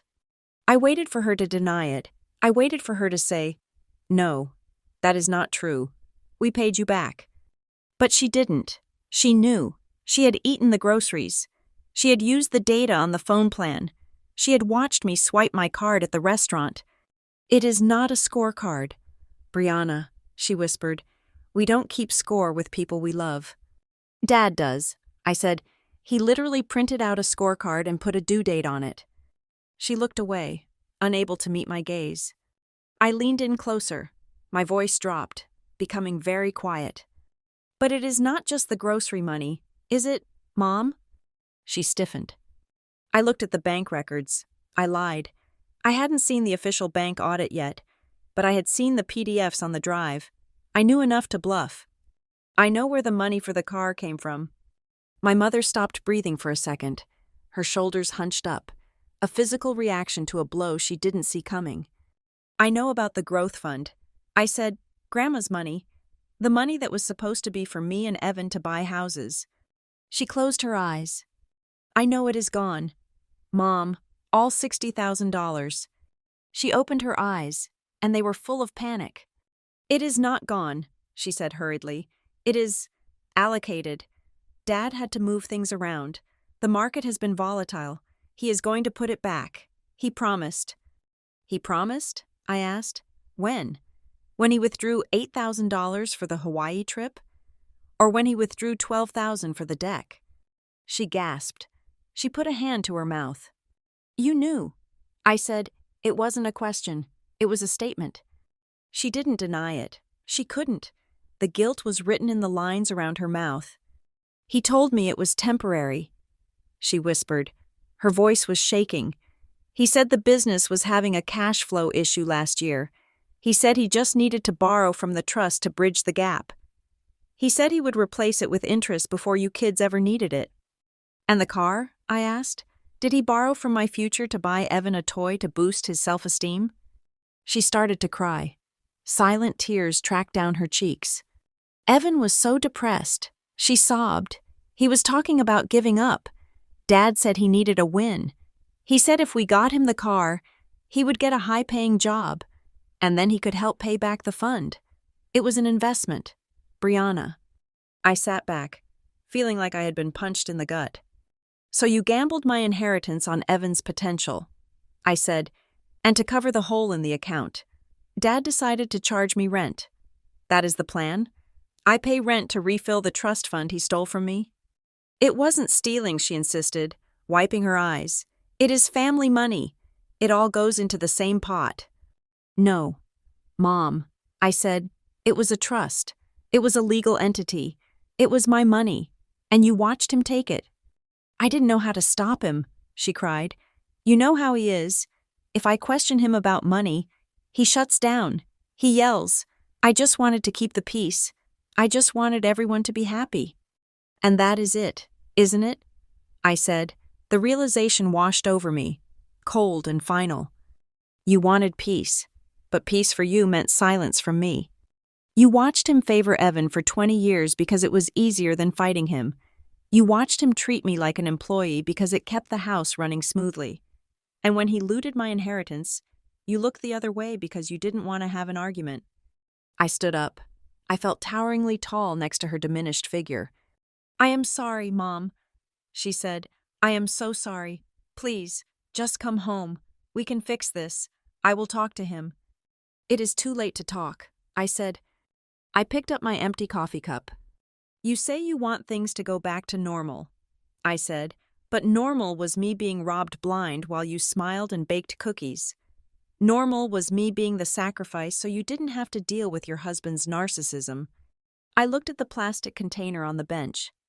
Take the cookies to Evan, I said. He is the one who needs comfort. I need a lawyer. A lawyer? She whispered. her face going pale. "Brianna, please, don't do this. He is your father."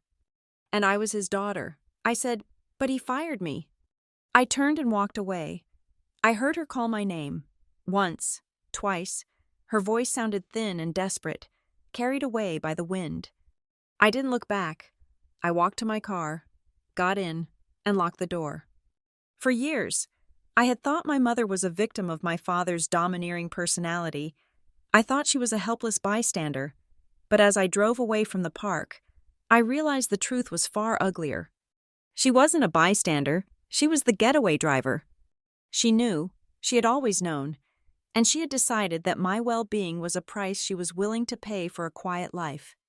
I drove straight to the bank.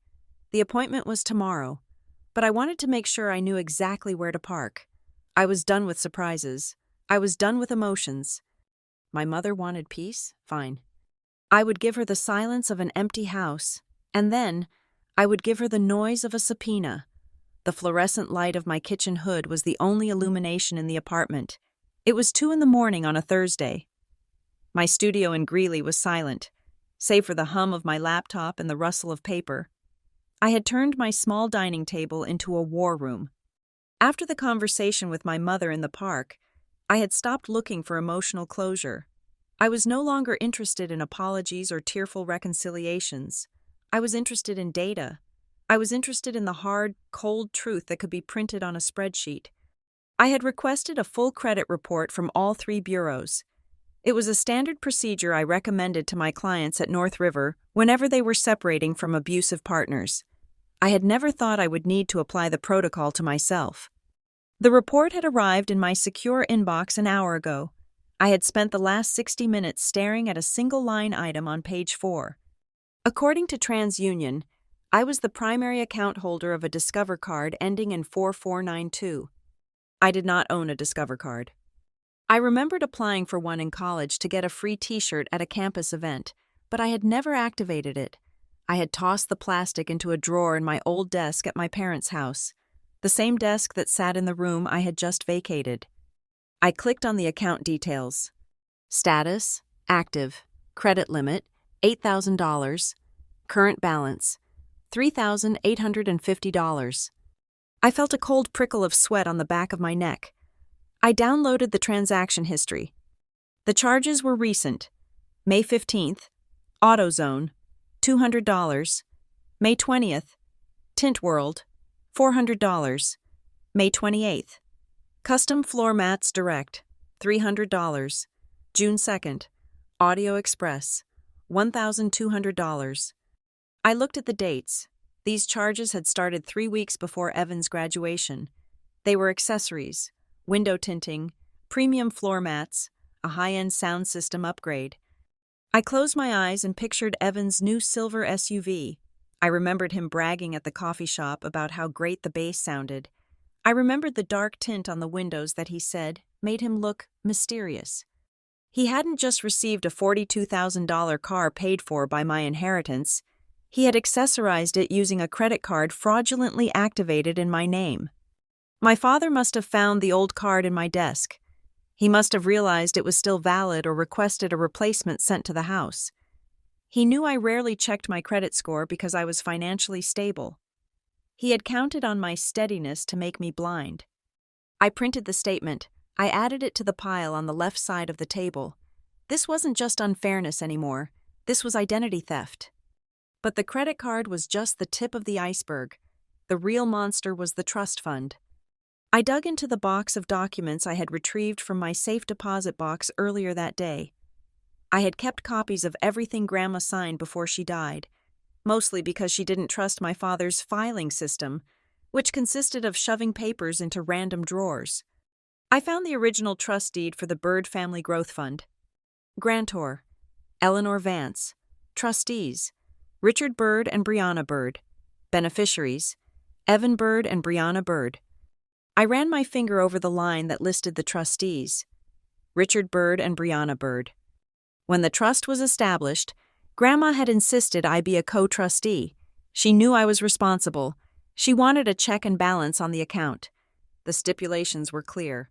Any withdrawal over $500 required dual signatures. I looked at the digital bank statements I had downloaded from the cloud drive. The withdrawals, $60,000 in total over 2 years, had cleared without my signature. How? I went back to the digital drive. I searched specifically for amendment or modification.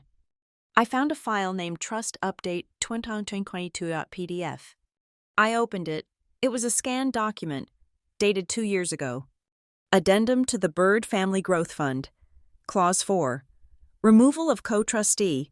Due to the administrative burden of dual signatures, Brianna Bird hereby voluntarily resigns as co-trustee and grants full sole discretion to Richard Bird. At the bottom of the page, there were 2 signatures. One was my father's, bold and looping. The other was mine, Brianna Marie Bird. I stared at the signature. It looked like my handwriting. The loop on the B was sharp. The I was dotted with a slight dash, just like I did. To a bank teller, it would look perfect. But I looked closer. I zoomed in on the screen until the pixels blurred. The ink density was uniform. There were no pressure points, no slight variations where the pen lifted or pressed harder. And then I looked at the date next to the signature. October 14th, 2022. I opened my Google Calendar. I scrolled back 2 years. October 14th, 2022. I had been in Chicago. I was at a 3-day training seminar for North River Outreach. I had flown out on the 13th and returned on the 16th. I had the boarding passes saved in my travel folder to prove it. I could not have signed a physical document in Colorado on that day. My father had forged my signature. He hadn't just scribbled it. He had likely traced it from an old birthday card or a tax return, practiced it, and then executed it on a legal document to strip me of my oversight powers. He had planned this 2 years ago. He must have decided he wanted access to that money, maybe for the business, maybe for lifestyle creep, and realized I was the only obstacle, so he removed me. I sat back in my chair. The silence of the apartment felt heavy, pressing against my eardrums. This changed everything. This wasn't just a toxic family dynamic. This was a crime scene. I gathered the papers, the original deed, the printed copy of the forged addendum, the flight records from Chicago, the credit card statement with the auto shop charges. I needed verification. I needed a professional to confirm what my eyes were seeing before I pulled the trigger. I slept for 3 hours, a fitful sleep filled with dreams of sinking ships. At 9 o'clock sharp the next morning, I walked into the main branch of Colorado First National Bank. I did not go to the teller line. I asked to speak to the branch manager. I was led into a glass-walled office. The manager, a man named Mr. Henderson, looked at me with polite curiosity. "How can I help you today, Ms. Bird?" I placed the file on his desk. "I need to review the signature card and the authorization documents for a trust account held here," I said, "and I need to report a fraudulent addendum." Mr. Henderson's demeanor shifted from polite to professional instantly. He opened the system. He asked for my ID. I waited while he typed. He frowned at the screen. "Ms. Bird, according to our records, you were removed as a trustee on this account in October of 22. You no longer have access to the transaction details." "I know what your records say," I said, sliding the flight itinerary across the desk. "But I was in Chicago on the day I supposedly signed that removal form in this branch." Mr. Henderson picked up the paper. He looked at it. He looked at me. "I did not sign that document," I said clearly, "and I did not authorize the $60,000 that has been drained from that account since then." Mr. Henderson turned his screen so I couldn't see it, but I saw his hand reach for the phone. "I am going to need to call our legal department," he said. "Please do," I said. An hour later, I was sitting with a fraud specialist. We pulled the physical file from the archives. They showed me the original addendum. Seeing it on paper was different than seeing it on a screen. The paper was heavy. The signature looked even more convincing in blue ink. But the notary stamp? I looked at the stamp next to the signatures. Commissioned to Sarah J. Miller. "I know Sarah," I said. She is the notary at my dad's office. She is his secretary. The specialist nodded slowly. That is a conflict of interest, she noted. And if you weren't present, she notarized a forgery. The specialist looked at me. Ms. Bird, this is a very serious allegation. If we open a formal investigation, we will have to freeze the assets immediately. We will have to notify the other trustee. This will likely become a criminal matter. She paused, giving me an out. She was giving me the family chance, the chance to walk away and settle it at the dinner table. I thought about the invoice. I thought about the adult principles. I thought about my mother baking cookies while knowing my future had been stolen to buy window tint for Evan. My father wanted me to be an adult? Fine. Adults report crimes. Open the investigation, I said. The specialist typed a command. The account is frozen, she said. We will begin the audit immediately. I walked out of the bank into the bright noon sun. My phone was in my hand. I had the evidence. I had the bank on my side. I felt a vibration in my pocket. It was a notification from my credit monitoring app. Alert. New inquiry blocked. Someone was trying to open a new line of credit in my name at a furniture store. Dad. He was trying to buy something else. Maybe new furniture for the empty house. And he was trying to use my credit because his was likely maxed out. He didn't know I had locked my credit the day I moved out. He didn't know the bank account was frozen yet. But he was about to find out.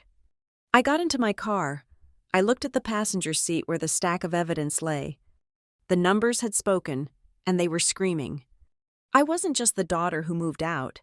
I was the victim of a 2-year systematic embezzlement scheme orchestrated by the people who were supposed to protect me. I started the car. I had one more stop to make before the explosion. I needed to see a lawyer to draft a formal demand letter. As I pulled out of the parking lot, I realized something that made me smile, a grim, humorless smile. My father had always said he wanted me to understand the value of $1. He was about to learn that lesson the hard way, and the tuition was going to be expensive. The invitation came via email, sent from my father's work address with the subject line, Family Meeting, Attendance Mandatory. It listed a time, 7 o'clock, and a location, the Oak Room, a mid-range steakhouse downtown where my father liked to take clients he wanted to impress.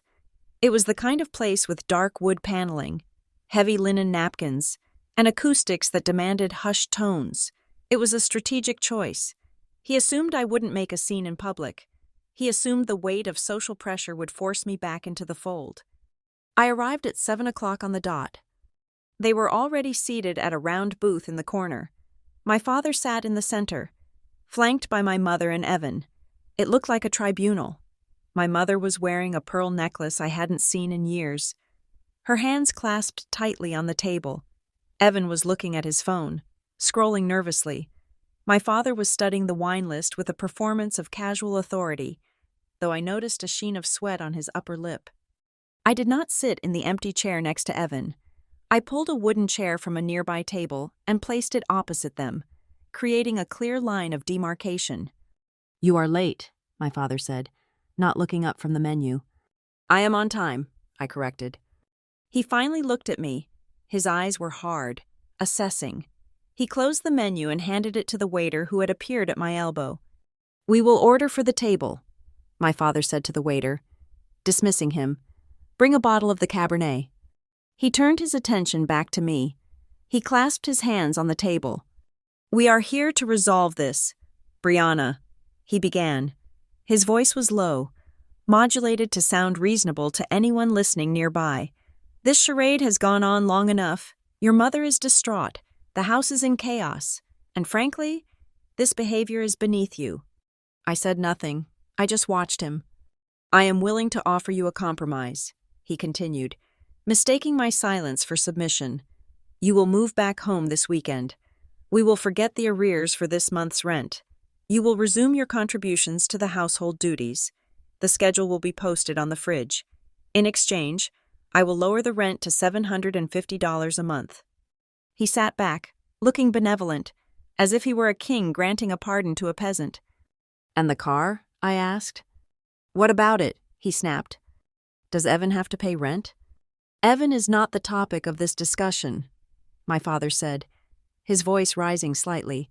We are talking about your obligations. I looked at Evan. He wouldn't meet my eyes. He looked smaller than usual, shrinking into the leather booth. I reached into my tote bag. I didn't pull out a tissue or a wallet. I pulled out a heavy black accordion folder. I placed it on the pristine white tablecloth. It made a heavy thud that caused the silverware to rattle. I am not coming home, I said calmly, and I am not paying rent. But since we are discussing financial obligations, I think we should review the full ledger. I opened the folder. I took out the first document. It was the Discover credit card statement. I slid it across the table, spinning it so it faced Evan. Evan, take a look at the highlighted charges, I said. Evan frowned. He picked up the paper. Audio Express. Tint World. He read the names out loud. He looked up, confused. These are the places where I got the upgrades for the Highlander. Dad said he paid for these. Keep reading, I said. Look at the cardholder name. Evan squinted. Brianna M. Bird. He looked at me. He looked at Dad. Wait, you paid for my subwoofer? No, I said. I didn't. Dad stole an old credit card from my desk, activated it in my name, and racked up $3,000 of debt to accessorize your car. That is called identity theft. Evan. My father snatched the paper from Evan's hand. That is a misunderstanding, he hissed. It was a household expense. I used the card that was available. I intended to pay it off before the statement came. With what money? I asked. With my rent money? I didn't wait for an answer. I pulled out the next document, the big one, the bank audit of the trust fund. I slid it toward my mother. Mom, do you recognize this? My mother looked down. She saw the header, Bird Family Growth Fund, unauthorized withdrawal history. She went pale. Her hand flew to her throat, clutching her pearls. She didn't touch the paper. She acted like it was radioactive. Richard, she whispered. My father slammed his hand on the table. Enough! You are trying to embarrass us. Put those papers away. No, I said. My voice was not loud, but it was steel. I am just getting started. I pulled out the third document, the forgery, the addendum, removing me as a co-trustee. I placed it right in front of my father's plate. October 14th, 2022. I recited, that is the date you signed this document claiming I voluntarily resigned as trustee. I slid a boarding pass next to it. I was in Chicago that day. Dad, I have the flight logs. I have the hotel receipts. I physically could not have signed that paper. My father stared at the documents. The color drained from his face, leaving it a sickly gray. He opened his mouth to speak, but nothing came out. You forged my signature, I said. You committed felony fraud to remove me from the account so you could drain $60,000 of my inheritance. The silence at the table was absolute. The background noise of the restaurant, the clinking of glasses, the laughter of other diners seemed to fade into a dull buzz. Evan was staring at the papers. He looked from the credit card statement to the trust fund audit. His eyes were wide, horrified. He looked at Dad. Dad? Evan said. His voice cracked. You told me the money for the car came from a bonus. You said you had a great quarter. My father shifted in his seat. He loosened his tie. It is complicated, son, he muttered. Business is liquid. I had to move assets. It is all family money. It doesn't matter which account it sits in. It matters to the law, I said. Evan looked at me. Bree? The car. Is the car stolen? Technically, I said. The money used to buy it was embezzled.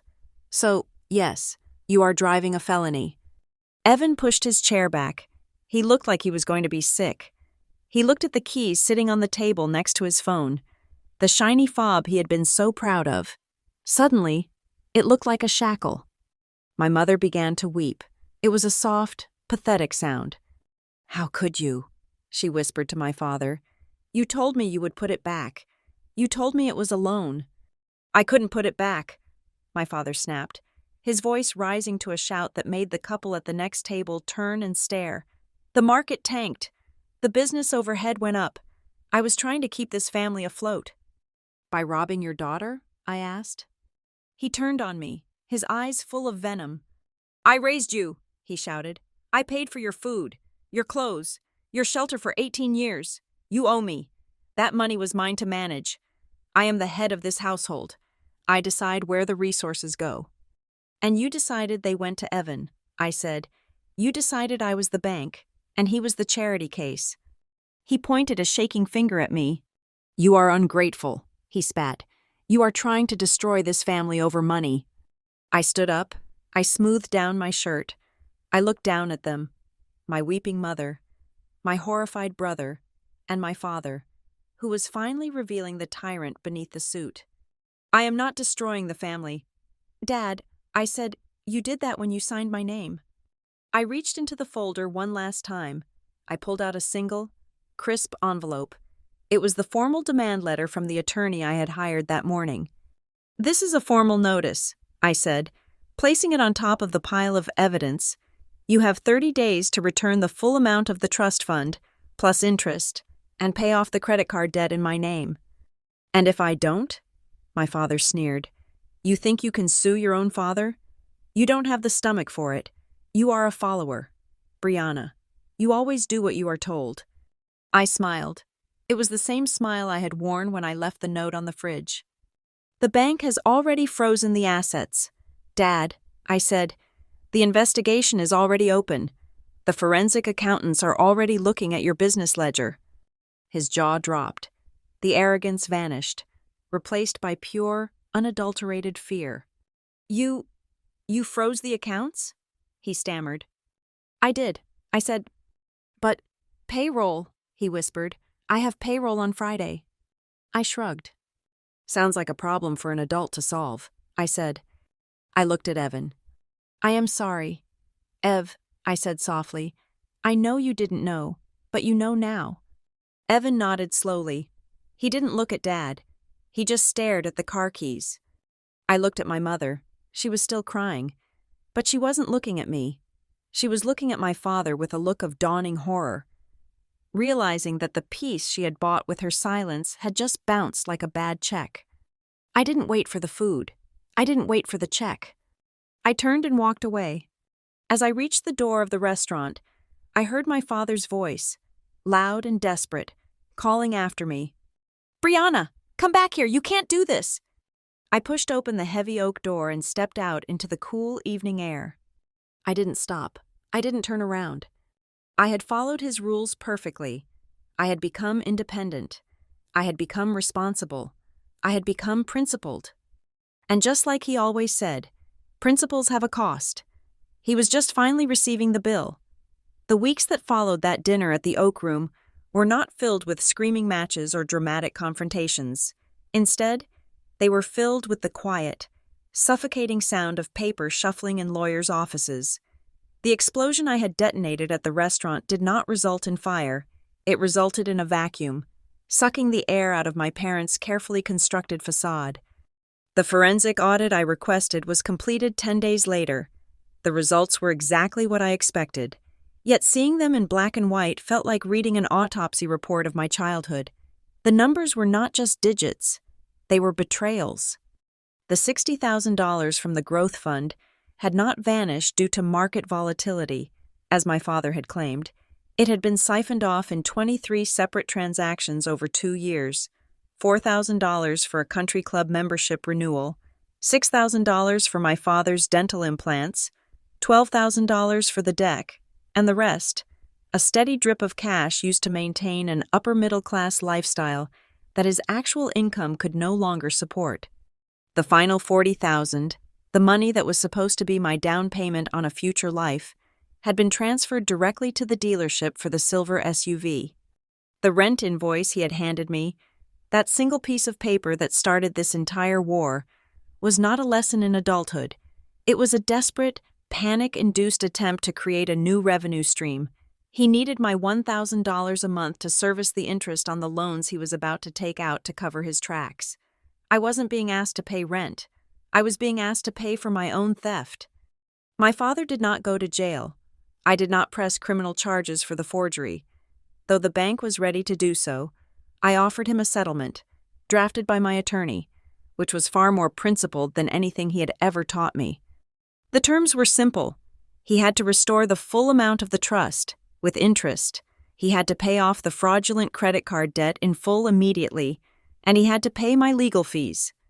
To do this, Richard Byrd, the man who prided himself on his financial acumen, had to humiliate himself. He had to liquidate his assets. The small fishing boat he kept at the reservoir was sold. He had to take out a second mortgage on the house, the very house he had tried to charge me for living in. He had to cash out a portion of his own retirement fund, paying a massive penalty, just to cut me a check.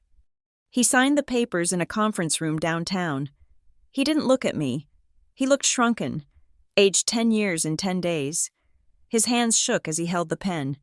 He was no longer the patriarch. He was just a debtor. My mother sat beside him, silent. She had stopped calling me. She had stopped sending texts about cookies or us girls. The audit had revealed that she was copied on several of the bank notifications regarding the withdrawals. She had seen the emails. She had archived them. She had known every time he dipped his hand into my pocket, and she had said nothing because silence was the currency she used to buy her comfort. She was now realizing that the price of that comfort was her daughter. But the most significant change came from Evan. 3 days after the settlement was finalized, I was sitting in my studio apartment, assembling a bookshelf I had bought with my own money. There was a knock at the door. I opened it to find Evan standing in the hallway. He was not wearing his usual preppy clothes. He was wearing jeans and a work shirt. He looked tired, but his eyes were clear. He held out a piece of paper. It was a receipt. "I sold it," he said. I looked at him. "Sold what?" "The Highlander," he said. "I took it back to the dealership.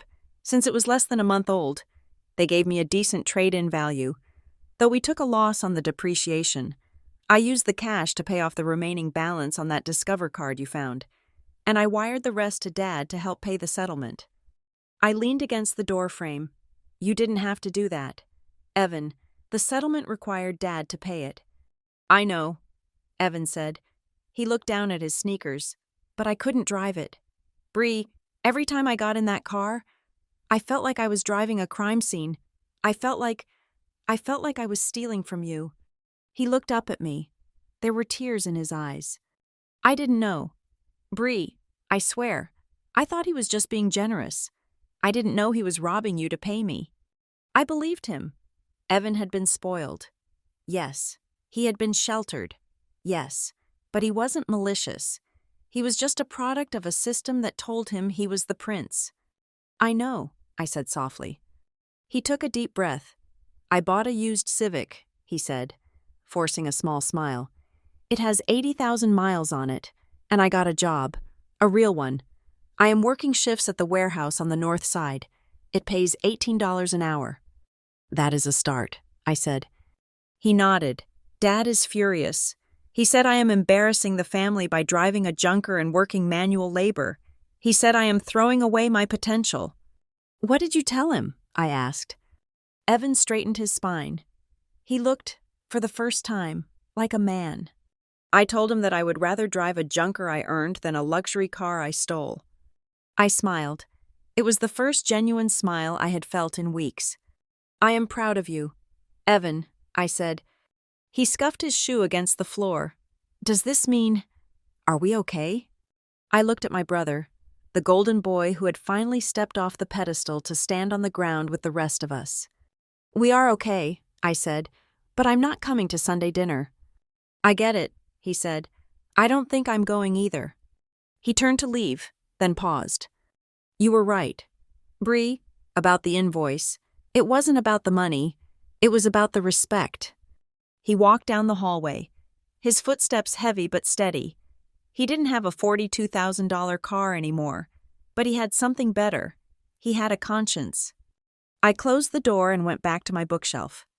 That evening, I sat on my balcony, which was really just a fire escape with enough room for one chair, and looked out at the lights of Greeley. I opened my banking app. The balance was there. The full amount of the trust, plus interest, plus the legal fees, $68,000. It was safe. It was in an account that required biometric authentication to access. No one could touch it but me. I had also received a letter from North River Outreach that morning. My promotion was official. My new salary kicked in on the 1st of the month. I was making enough to pay my rent, buy my own groceries, and still save for a house that I would buy when I was ready, not when my father decided to grant me permission. I wasn't rich. I wasn't famous. I was living in a studio apartment above a bakery that smelled like yeast every morning at 4. But as I sat there, sipping a glass of wine that I had bought with money I earned, I felt a profound sense of lightness. I reached into my pocket and pulled out a small, crumpled piece of paper. I had kept it. It was the sticky note I had left on the refrigerator that morning. I am moving out. Do not look for me until I contact you. I smoothed it out on my knee. When I wrote it, I thought it was a temporary measure. I thought I was running away. But looking at it now, I realized it was a prophecy. I hadn't just moved out of a house. I had moved out of a role. I had resigned from the job of being the good daughter, the steady one, the fixer. I took a lighter from the table. I flicked the flame. I held the corner of the sticky note to the fire. I watched the paper curl and blacken. I watched the words disappear into ash. I held it until the heat kissed my fingertips. Then I let the last charred fragment drift away into the night air. I didn't need the note anymore. I didn't need the anger. My father had his empty pride. My mother had her silent house. Evan had his hard-won reality check. And me? I had the only thing that truly mattered. I had the keys to my own life, and this time, I was the only one in the driver's seat. Thank you so much for listening to my story and walking this journey of justice with me. I would love to hear your thoughts. Please comment below and tell me where you are listening from. I really want to connect with all of you. If you enjoyed this story, please subscribe to the Lila Revenge Stories channel, like this video, and hit that hype button so we can share this message of strength with even more people.